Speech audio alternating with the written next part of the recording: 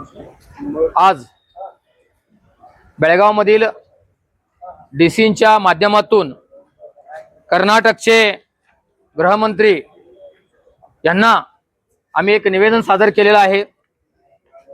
काल नाही परवा दिवशी 19 फेब्रुवारीला हिंदवी स्वराज्य संस्थापक छत्रपती श्री शिवाजी महाराजांची जयंती अति उत्साहानं, अति विजृंभणेनं, अति आनंदाच्या वातावरणामध्ये ह्या भारतामध्ये, कर्नाटकमध्ये एवढंच नव्हे तर भारतामध्ये एवढंच नव्हे पुऱ्या जगभरामध्ये साजरी झाली।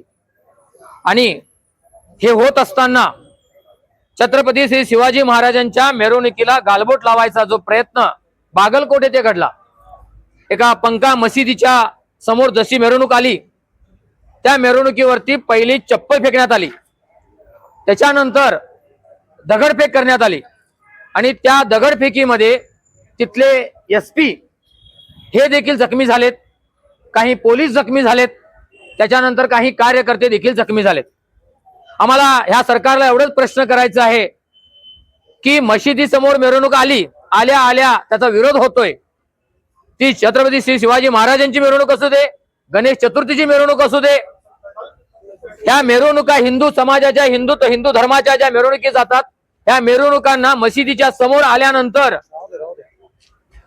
त्याचा विरोध होतोय आणि त्याच्यावरती दगडफेक होते।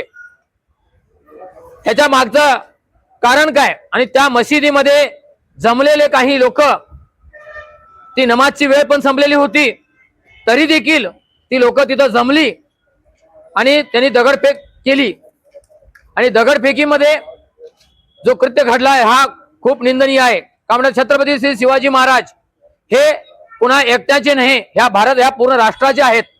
ह्या राष्ट्रपुरुषांचा अवमान आम्ही कदापि सहन करून घेणार नाही।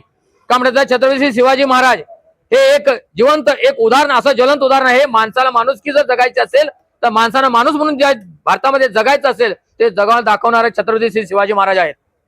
ह्या अशा एका काळीमा फासणाऱ्या घटनेचा आम्ही पूर्ण तीव्र निषेध करत आहोत। श्रीराम सेनेच्या वतीनं व हिंदू राष्ट्र सेनेच्या वतीनं आम्ही पूर्णपणे निषेध व्यक्त करतो आणि अशा जिहादी मानसिकतेच्या लोकांना त्वरित अटक करावी। ऑलरेडी अटक काही लोकांना केलेला आहे, तरी देखील अजून काही लोक आहेत त्यांना पण अटक करून गुंडा कायद्याखाली त्यांना तरी हद्दपार करावं अशी आमची विनंती आहे। धन्यवाद।